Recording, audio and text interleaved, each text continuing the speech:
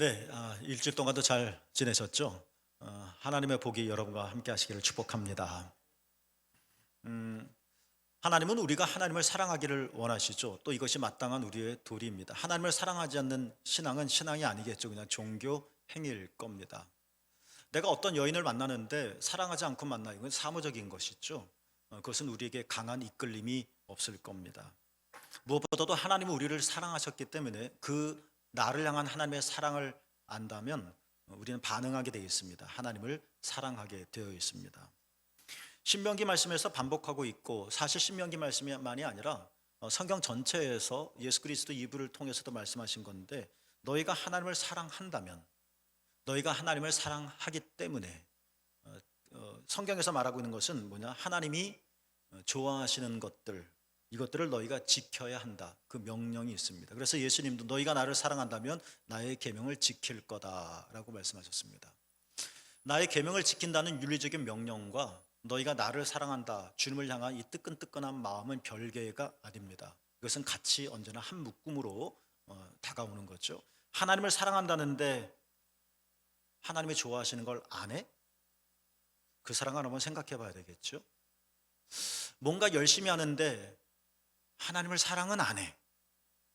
그 행동이 무슨 의미가 있을까 싶은 것처럼, 하나님을 사랑하는 것과 내가 사랑하는 하나님이 내게 명령하시는 것들을 준행하는 것은 늘 언제나 함께 간다는 겁니다.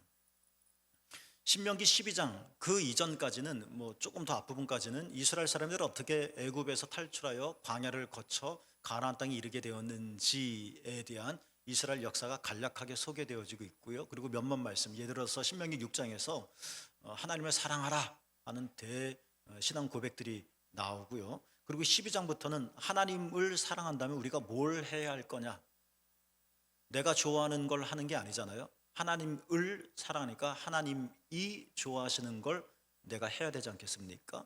그러니까 소위 이런 거죠. 하나님이 나 이런 거 좋아해 라고 말씀하시는 게, 이게 축약된 게 십계명일 거고요. 이 십계명을 더 펼쳐놓은 게 이제 여러 가지 율법들일 겁니다. 개신교인들에게 율법 하면 그다지 좋은 이미지는 아니죠. 율법으로 구원을 얻는 것이 아니기 때문에. 율법이 어떻게, 율법주의, 바리새인, 아마 계속 연관된 이미지 때문에 그런 것 같습니다. 그러나 율법이 나쁜 것은 아니에요. 율법으로 구원을 얻는 것은 아니지만, 그렇다고 율법을 발로 뻥 차거나 무시해도 될 만한 것은 아닙니다. 예수님께서 말씀하셨잖아요. 내가 율법의 1.1획이라도 폐하러 온 줄 생각하지 마라. 오히려 내가 율법을 완성하러 왔다 하는 이 예수님의 단 한마디를 통해서도 우리 신앙 속에서 말씀드렸듯이 사랑과 하나님의 병령, 율법은 뗄 수 없다. 어느 하나를 떼버리면 그 하나는, 남는 하나는 참된 그 남는 하나가 되어줄 수 없다. 그래서 신명기 12장부터 내가 이런 걸 좋아해, 너 진짜 나 사랑해, 이런 걸 좀 해줬으면 좋겠어 라고 하나님께서 알려주신 것이 있어요. 이게 12장부터 시작되고요. 여러 개가 나오는데 그 첫 번째가 뭐냐면 예배입니다. 올 초 2월달 3월달에 신명기 7장 말씀, 12장 말씀, 또 6장 7장 8장 계속 신명기 말씀을 좀 설교했다가 좀 이제 쉬었다가 이제 오늘 다시 신명기 말씀이 본문으로 되어지는데요. 아무데서나 예배드리지 말아라. 이것은 장소의 문제가 아니죠. 꼭 샘물교에서만 죽어라고, 그냥 죽어도 죽는 한이 있더라도 여기서 예배드려야 진짜 예배야, 그런 것은 아닙니다. 이것은 독단이죠. 그러나 이것이 너무 자유적으로 되면 방자함이 되겠죠. 방자함이 됩니다. 그러니까 자유와 방종은 한 끗 차이입니다. 이 차이를 우리가 잘 구분해야 될 것 같아요. 잠깐 한숨 쉬고 방심을 하면 이 자유가 거룩한 자유가 아니라 방종이 되어지는 거, 오만한 것이 되어지는 거예요. 예배를 드리는데 하나님께서 말씀하셨던 것은 너 아무 데서나 예배 드리지 마. 이방인들이 자기 신에게 예배했던 방식대로 하지 마 라는 말씀이 12장에서 주어집니다. 먼저 이거 전에 한번 설교를 한 적이 있었어요. 그러니까 예배는 내 중심이 아니라는 겁니다. 내가 선택한 장소가 아니라 하나님이 선택하신 장소가 있다는 이야기는 어떤 위치를 얘기하는 것이 아니라 예배는 하나님 중심이라는 걸 말하는 거죠. 내 기분에 따라서 드려도 되고 안 드려도 되는, 이게 예배가 아니라는 겁니다. 내 스케줄에 따라서 와도 되고 안 와도 되고, 이게 예배가 아니라는 겁니다. 언제나 예배는 하나님의 중심이 되어진다는 거예요.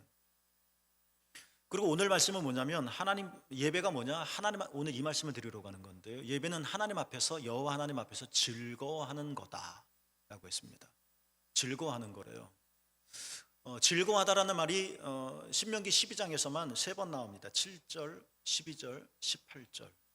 그러니까 즐거워한다는 것이 예배의 중요한 특성임을 알 수가 있겠죠. 오늘 이 말씀을 드리려고 합니다. 하나님 앞에서 즐거워하라 예배하라 하셨는데요. 예배의 즐거움이란 어떤 즐거움을 말씀하시는 걸까에 대해서 오늘 여러분에게 좀 드리려고 합니다. 찰스 디킨스의 소설 유명한 소설이 있죠. 어렸을 때 부모님으로부터 들었던 아니면 학교 교과서에서 나오는 걸로 알고 있는데요. 찰스 디킨스의 크리스마스 캐롤 여기 아주 악덕 지독한 구두쇠 영감 스크루지가 주인공으로 나오지 않습니까? 크리스마스가 다가오고 있지만 스크루지에게는 이 크리스마스가 영 반갑지 않은 날입니다. 괜한 날이죠. 쓸데없는 날입니다. 다들 예수님의 태어나신 그날을 기뻐하고 준비하고 촛불을 밝히는데 영 신통치 않은 날, 괘씸한 날인 거죠. 그러던 어느 날이었는데 7년 전에 죽었던 동업자 말리라고 하는 사람이 죽었어요. 근데 나타나는 겁니다. 깜짝 놀란 일은 뭐냐면 이 말리가 자신의 몸에 쇠사슬을 칭칭 감고 나타나는 거. 소설에는 유령이라고 말했거든요. 와, 얼마나 무섭겠어요. 죽은 동료가 나타난 것도 충격적인데 그냥 평안한 모습이 아니라 쇠사슬이 꽁꽁 칭칭 감겨 있는 모습으로 나타난 거예요. 이거 뭐야? 그랬겠죠. 그랬더니 말리가 말하기를 이 쇠사슬에는 여러 가지 잡동사니가 걸려져 있어요. 금전 출납부, 받아야 될 금전 증서, 뭐 은행 통장, 뭐 이런 것들이 막 걸려 있는 거예요. 그러니까 말리가 말을 하죠. 이 쇠사슬은 뭐냐면 내가 살면서 만들어낸 거다라고 말을 해요. 그러니까 내가 이렇게 살았기 때문에 소설이죠. 내가 이런 쇠사슬에 감겨져서 사는 거다. 그러니까 말리가 어떻게 살았는지 우리 알 수 있겠죠. 그러면서 이 소설이 5개 챕터로 되어 있었는데요. 첫 장에는 말리가 동료 스크루지에게 이제 교회 종소리가 들릴 텐데 그때마다 크리스마스 유령이 자네를 찾아올 거네라고 말로 1장이 끝납니다. 그래서 2장, 3장 세 번 이렇게 크리스마스 유령이 나타나는데요. 첫 번째 유령은 뭐냐면 스크루지를 과거로 데려갑니다. 유령을 따라 스크루지가 자신의 과거, 불우했던 과거로 갔죠. 그랬더니 꼬마들을 못 살게 했던 어린 시절이 나타나고요. 다정하지 못하고 상냥하지 못하고 친절하지 못했던 뚝뚝했던 청년 시절이 보이고요. 무엇보다도 사랑하는 여인인데 돈 때문에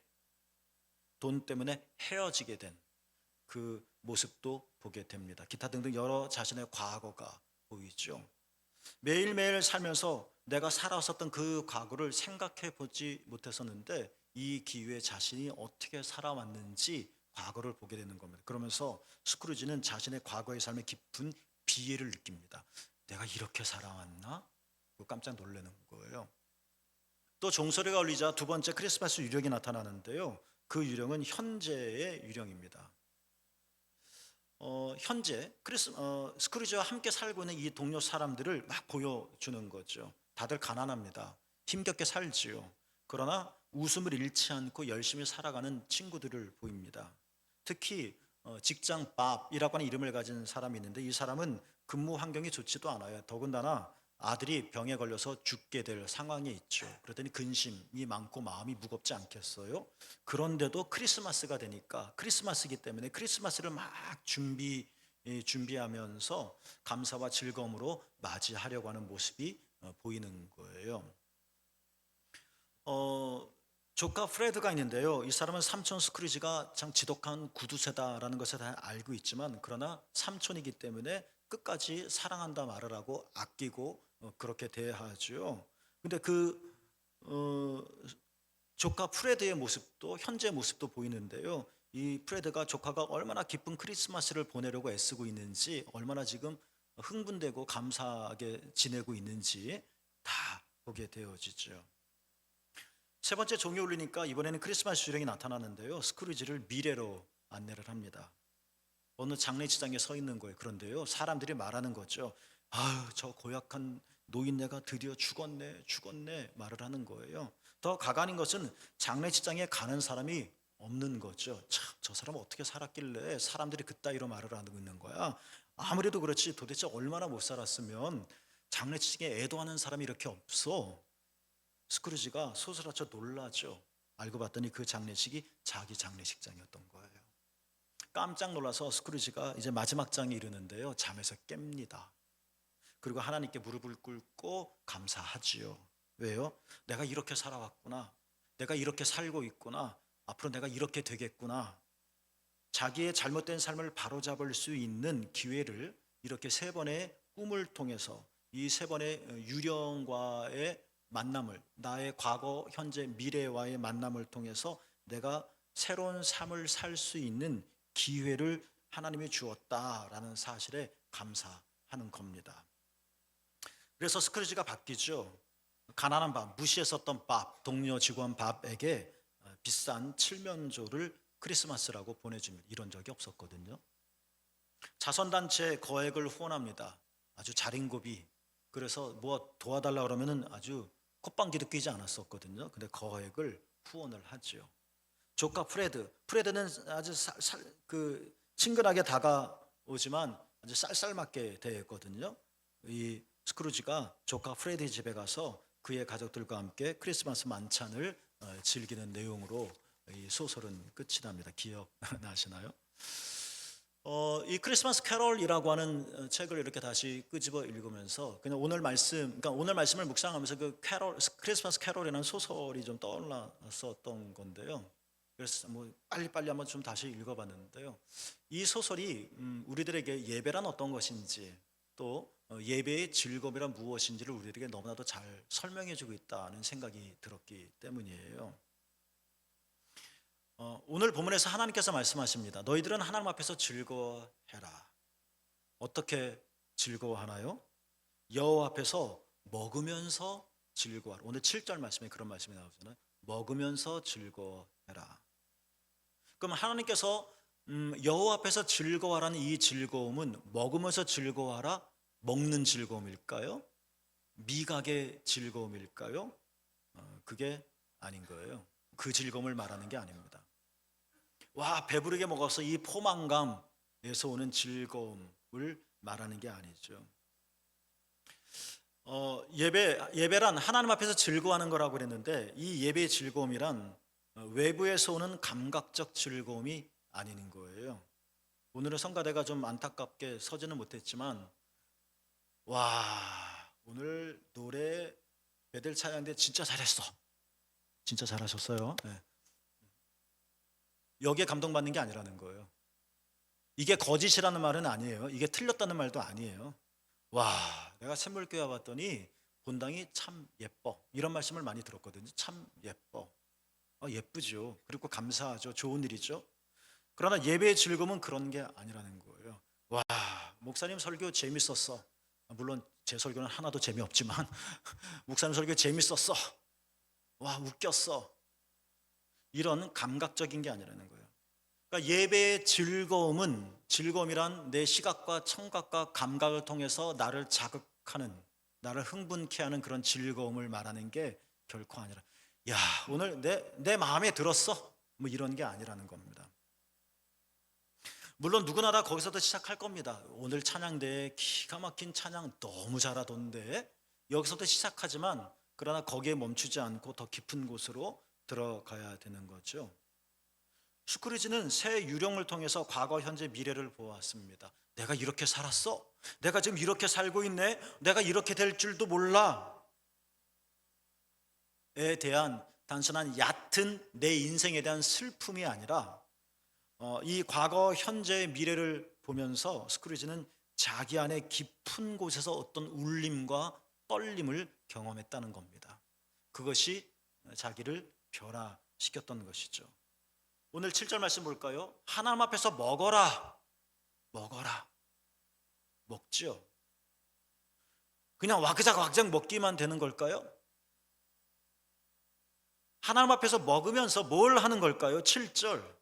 너희의 손으로 수고한 일에 하나님께서 복 주심으로 말미암아 라는 말이 나옵니다. 나는 지금 음식을 먹지만, 음식을 먹어요. 맞아요. 그러나 이 음식을 먹는 건 단순히 내 미각의 기쁨도 아니고요. 내 육체의 포만감을 의미하는 것만도 아니고요. 하나님 앞에서 먹으면서 즐거워하라 하는 이 즐거움은 뭐냐면, 먹으면서 우리는 생각하는 거죠. 내가 지금 뭘 먹는 거예요? 내가 가져온 걸 먹는 거잖아요.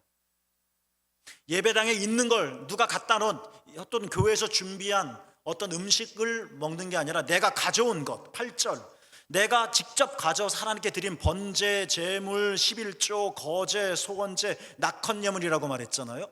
내가 가져온 거예요. 그리고 하나님 받으세요라고 드리는 거예요.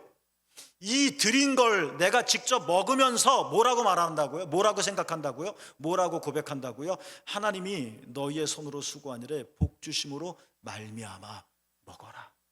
먹어라. 그러니까 먹으란 이야기는 생리적인 문제가 아닐 거예요. 먹으란 이야기는 식생활의 문제가 아닌 거예요. 먹는 행위를 통해서 우리는 뭘 고백하는 거예요? 하나님에 대한 고백이에요. 우리는 외적으로는 음식을 먹는 거죠.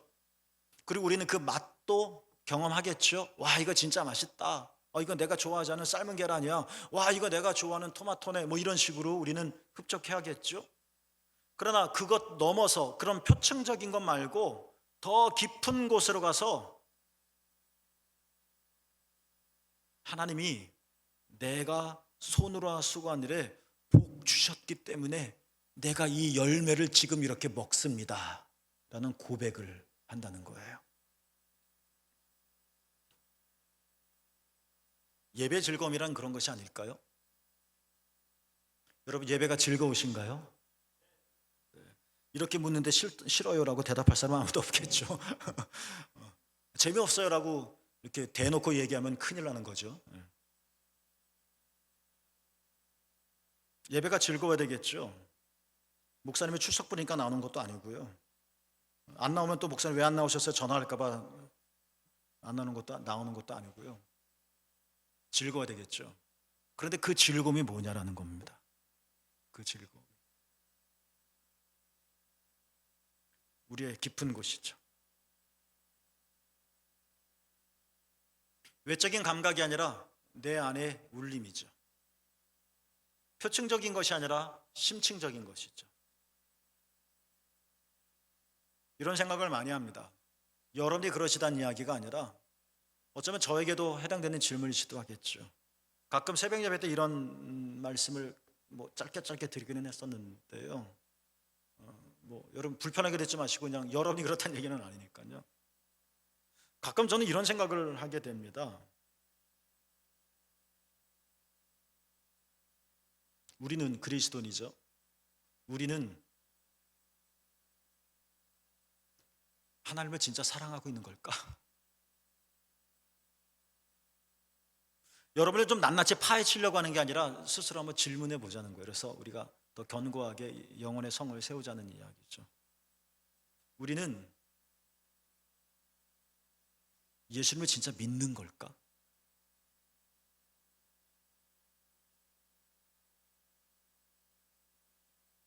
하나님 앞에서 즐거워해라. 어떻게 해요? 먹으면서. 먹는 미각, 먹는 기쁨이 아니라요, 먹으면서 우리는 생각 떠오르는 거예요. 고백하는 거예요. 하나님이 내 손으로 수고한 일에 복을 주셨어서 이게 하나님의 은혜입니다. 이 고백을 던지는 거예요. 그래서 즐거운 거예요. 그러니까 예배의 즐거움이란 이 눈에 보이는 외적인 감각이 우리 안에 침투해 들어와서 나를 흥분케 하는 즐거움보다는 그것들에게 더 깊이 들어가서 이런 거겠죠. 예수님이 십자가에서 내 모든 죄를 용서해 주시고 나를 하나님의 자녀로 삼아 주셨다는 이 내적 확신에서 오는 영혼의 기쁨 같은 거 말입니다. 어떻습니까, 여러분? 늘상 오는 거니까 안 오면 좀 어색하니까 모르게 나도 모르게 그냥 눈이 떠지고 걸음이 교회로 가게 되어지고 이것도 귀한 거지만 그러나 이것보다 더 깊이 있는 예배의 즐거움이라는 겁니다. 내가 예수 그리스도 십자가 은혜로 구원을 받았다. 하나님이 나를 사랑하셔서 지금부터 영원토록 내 걸음을 인도하셔서 내가 더러는 사막의 길을 가고 광야의 길을 걸어가지만 그래서 그것 때문에 내가 흔들릴 때도 있지만 그러나 하나님께서 반드시 내 걸음들을 지켜주시고 보호해 주시고 인도해 주셔서 이 사실에 대한 내 안의 깊은 확신, 내 겉의 혀의 달콤함이 아니라 내 속에서 울려나오는 이 깊은 확신, 거기서 형편이 넉넉하지 않고 길이 꼬여져 있기는 하지만 두려움 없이 걸어나갈 수 있는, 말로 설명할 수 없는 샬롬, 평화, 이것들을 경험하는 것. 여러분, 이게 예배의 즐거움이라는 것입니다. 비유컨대 나는 지금 와, 이 음식 맛있어, 정말 짱이야, 그 교회 가면, 이거 비유입니다, 그 교회 가면 정말 음식이 맛있어 가 나를 땡기는 게 아니라, 혹은 오늘 찬양대가 못하고 혹 오늘 주방에선 밥이 좀 짜더라도 그런 것이 아니라 나를 구원하신 예수님이, 바울이 말했죠. 그리스도 예수의 사랑이 나를 강권하는도다. 그 이끄심이, 그 즐거움이, 내가 그날에 이를 때까지 하나님께서 내 모든 삶의 걸음들을 안전하게 지켜주실 것이라는 확신 속에서 나오는 평온함이, 이것이 예배의 즐거움이라는 것입니다. 너희는 하나님 앞에서 즐거워하라. 어떻게 해요? 먹으면서 즐거워하라. 먹는 게 뭔데요? 우리는 먹는데 음식만 먹는 게 아니라 먹으면서 하나님이 내 손에 복을 내려주셔서 이렇게 내가 먹을 수 있죠 하는, 이 음식물이 아니라 더 깊은 곳으로 하나님 은총에까지 나아가는 거죠. 이 기쁨, 이게 하나님 앞에서 즐거워하라는 것이죠. 신앙의 즐거움이, 예배의 즐거움이 마치 깊은 샘에서 길러내는 아주 신선하고도 차가운 물처럼 여러분에게 즐거움이, 영적인 즐거움이 되어지기를 주님의 이름으로 축복합니다. 하나님은 즐거워하라고 말씀하셨어요. 누구랑요? 가족과 함께 즐거워하라 라고 말씀하셨습니다.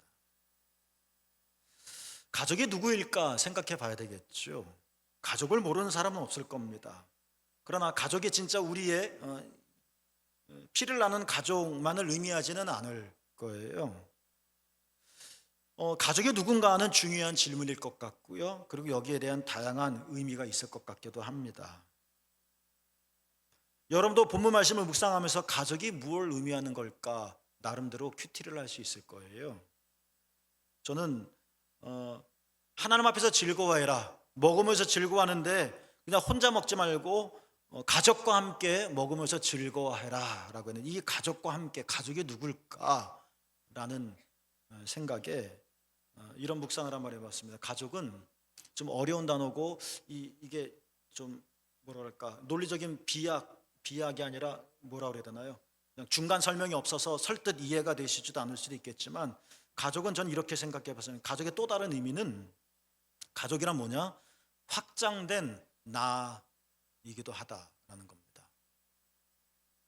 왜냐하면 나는 가족 안에서 가족과 함께 지금의 나로 형성되어지기 때문에 그렇습니다. 여러분은 어느 순간에 갑자기 하늘에서 뚝 떨어져서 이대로의 나가 시작되어진 것은 아닙니다. 어떤 존재로 하나님께서 여러분은 어떤 가족에게 보내주셨고, 어떤 부모님을 만나게 하셨고, 어떤 형제를 만나게 했고, 그 가족 안에서 살면서 우리는 지금의 나로 성장해 가는 겁니다. 형성되어져 가는 겁니다. 그러니까 가족 없는 나는 생각할 수 없는 것입니다. 그런 의미에서 가족은 또 다른 나이기도 하다는 이야기입니다. 그렇다면 이게 뭐 절대적인 오늘 본문에 대한 풀이는 아니지만, 유일한 해석은 아니지만, 우리가 만약 그렇게 가족과 함께 하라는 말의 의미를 이해한다면, 가족과 함께 하라는 말은 이런 뜻이 되겠죠. 나를 확장시키라는 뜻이겠죠. 나는 나야 아니라 가족이 있지 않습니까? 또 다른 나가 있지 않습니까? 이렇게 나를 확장시키는, 예배의 즐거움이란 이렇게 나를 확장시키는 가운데서 경험하는 즐거움이라는 뜻이겠죠. 새 유령과의 만남을 통해 스크루지는 달라졌습니다. 내가 이렇게 살았군요. 내가 지금 이렇게 살고 있어요. 내가 이렇게 된다고요?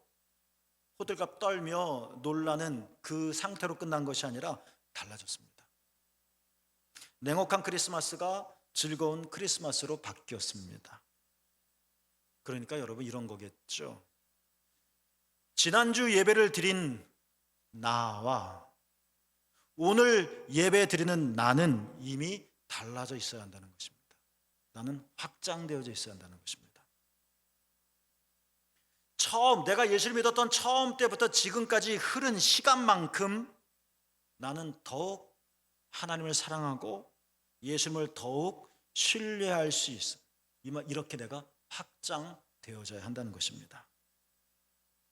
가족과 함께 즐거워라는 의미는 그냥 그 가족의 대상이 누구일까? 엄마일까? 아빠일까? 아들일까? 딸일까? 이렇게 한정하는 게 아니라 친구도 괜찮나? 어떤 대상과 개체를 이야기하는 것만이 아니라 가족과 함께 즐거워라는 의미는 내 자신을 하나님의 은혜를 내가 받아들임으로 내가 하나님의 은총을 경험함으로 이런 거군요. 마치 스크루지가 내 과거로 돌아가서 내가 이렇다고요?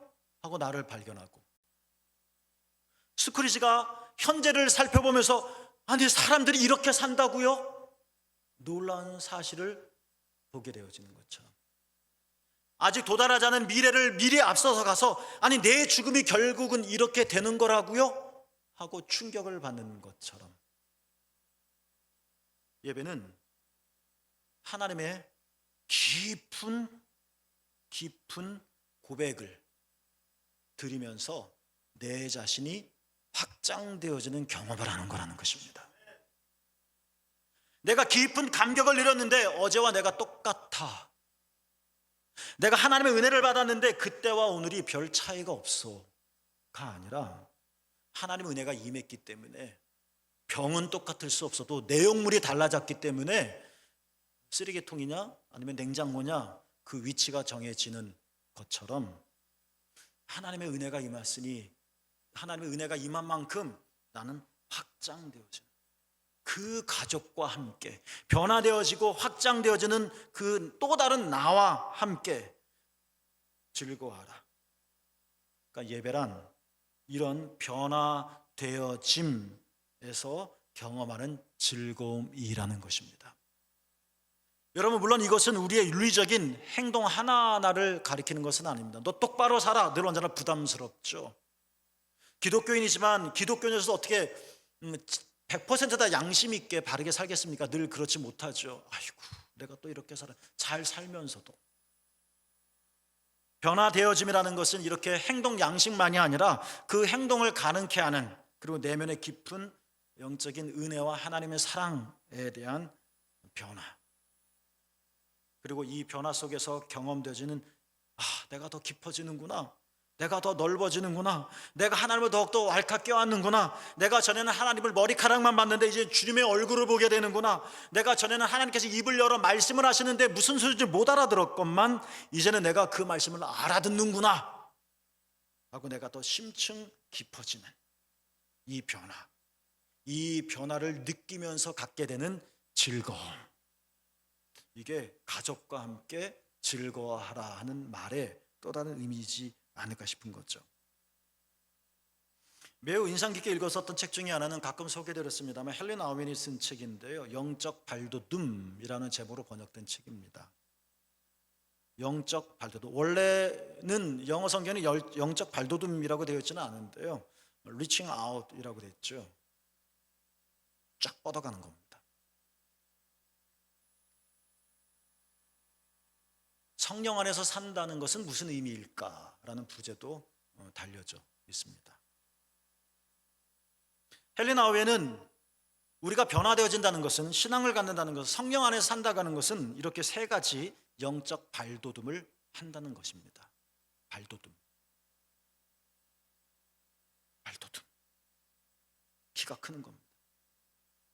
그래서 안 보였던 것이 보이는 겁니다. 새로운 전망이 열리는 겁니다.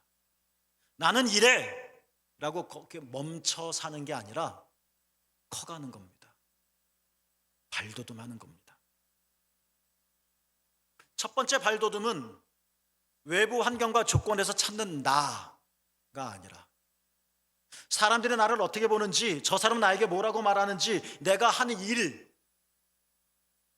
내가 이뤄낸 성과, 여기에서 나를 찾아가는 것이 아니라, 물론 그런 것들에서 내가 누구인지를 발견해 나갈 수도 있겠지만, 그런 것만이 아니라, 그런 외적인 것이 아니라 내 안에서 하나님이 내 깊은 곳에서 들려주시는 이 신비한 음성으로 말미암아, 그래서 내가 목사인데 목사가 아니라 할지라도, 내가 수많은 사람을 거들었던 사람에서 아무것도 아닌 사람이 된다 할지라도, 내가 직장에서 은퇴를 했다 할지라도, 이렇게 외부의 환경과 조건은 다 변하지만 그러나 내 안에 들려주신 하나님의 음성은 언제나 한결같으니, 내가 너를 사랑한다, 내가 너를 좋아한다, 너는 나의 기뻐하는 자녀다, 영원하시고 한결같은 내 내면에 들려주시는, 그래서 저 사람이 뭐라고 말할까, 나는 어떤 환경에 있을까, 그것 때문에 내가 오르락내리락 하는 것이 아니라 내 안에 있는 울리는 하나님의 음성 속에서 발견하는 첫 번째 영적 발돋움이란, 이렇게 진정한 나, 에로의 영적 발돋움이라는 것입니다. 오늘은 농사를 지었는데 성경 말씀대로 별로 많은 곡식을 맺지 못해도 올해는 하나님께서 나에게 은혜를 베풀어 주지 않으셨나 보다 라고 투덜거리고 마음이 쪼그라들고 상하더라도, 하나님 앞에서 그걸 먹으면서 하나님이 내 손으로 수고한 일에 복 주신 열매입니다, 나는 음식만 먹는 게 아니라, 열매만 먹는 게 아니라 그 고백을 먹는 거죠. 그 고백. 아, 진짜 여전히 하나님께서 나를 사랑해 주시는군요 하면서 흉년에 대한 상황에 내가 쪼그라드는 것이 아니라 더 풍성해지는, 나는 확장되어지는, 이게 나다.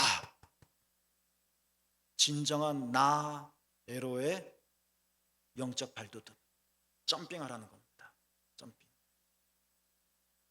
헬리나 웬이 말한 두 번째 영적 발돋움은, 경쟁, 성공, 적대감에 매몰되어가는 이 세상에서 따뜻한 환대를 베푸는 타인을 향한 발돋움이라는 것입니다. 이상하죠? 제가 보기엔. 교회는 사랑이라고 말하는데 저 자신부터, 왜 교회 안에서, 교회는 집단이니까 교인들 한 명 한 명이겠죠. 교회는 사랑이라는데, 우리는 그렇게 말하는데, 왜 우리는 왜 이리 싫은 사람들이 많을까? 왜 이리 못마땅한 게 많을까? 그렇죠, 사람이니까. 직장은 씩씩하고 내일 사표 쓸 거 하면서도 가잖아요. 또 출근하지 않습니까? 우리는 못마땅하면 사표도 안 쓰고 안 나오죠.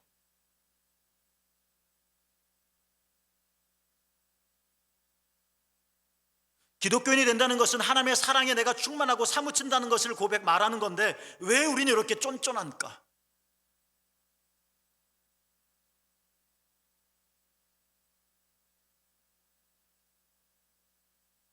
우리는 어쩌면 교회 안에서 더 치열한, 눈에 보이지 않는 경쟁을 하고 있는 것은 아닐까? 세상이 이기적이라고 말하지만 사실 교회 안에 더 심각한 적대감이 있는 것은 아닐까? 신앙이란 그런 게 아니라는 겁니다. 점핑하는 겁니다. 니체가 말한 것처럼 신념, 이건 유치하다는 겁니다. 신념은 바뀌는 거니까. 바뀌지 않는 신념은 없습니다. 나는 인생 철학이 이래, 굉장히 고고해 보이지만 이렇게 어리석은 사람 없는 겁니다. 인생 철학도 바뀌는 거니까. 나는 이래가 아니라 그 울타리가 확장되어지는 거죠. 나를 잃지 않지만 분명한 내가 있기 때문에, 진정한 나가 있기 때문에 문이 열리는 거죠. 그렇죠?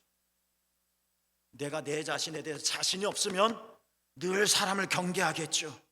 저 사람 도둑놈 아니야? 저 사람 나에게 못된 짓 하지 않을까 거리를 두겠죠. 그러나 내가 내 자신에 대해 자신이 있으면 저 사람의 강도든 저 사람의 도둑이든 저 사람의 사기꾼이든 나는 괜찮죠. 막 쫄아들지 않죠. 주님이 내 안에 계시다면, 합력하여 선을 이루신다는 확신이 우리 안에 있다면,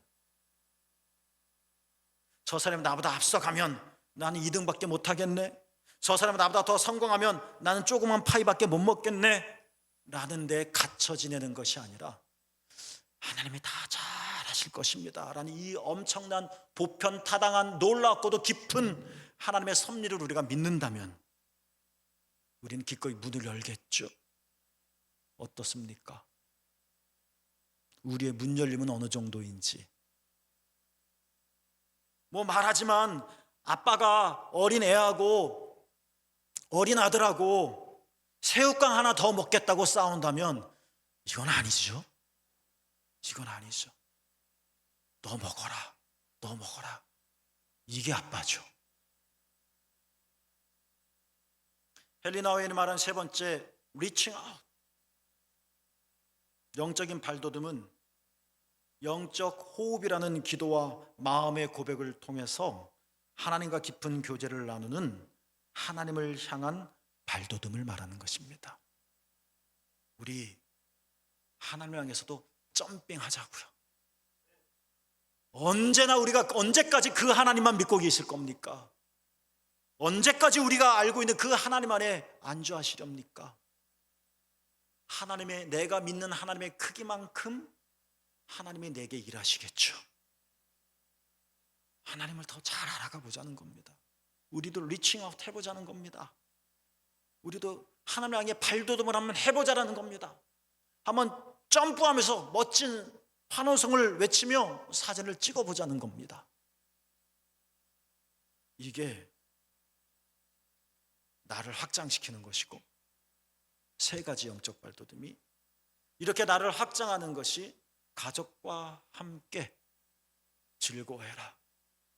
내가 하나님을 믿으니, 내가 예수님의 사랑을 아니, 내가 하나님의 은혜를 체험하니 나도 모르게 내 가슴이 커졌고 내 마음이 깊어졌고 내 생각이 넓어졌고 내 전망이 멀리를 향하고, 이런 나를 보니 감사합니다. 하나님, 즐겁습니다.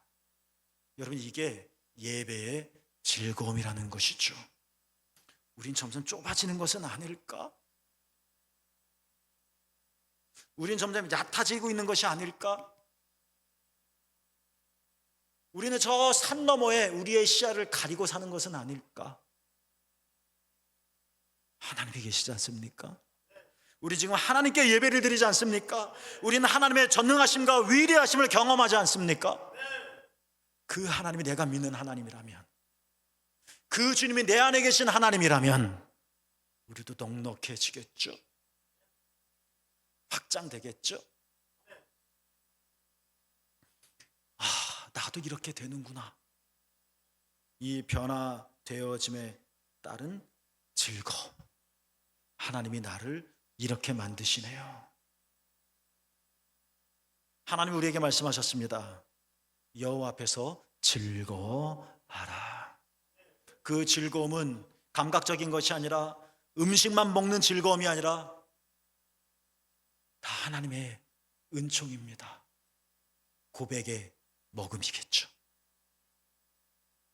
가족과 함께 즐거워라는 이야기는 누구누구를 가리키는 것만이 아니라 내가 확장되어지는, 하나님의 은혜로 말미암아 내가 넓어지는, 발돋움하는 즐거움이겠죠. 이런 하나님의 놀라우신 은혜가 여러분 모두에게 임하기를 주님의 이름으로 축복합니다. 기도하겠습니다.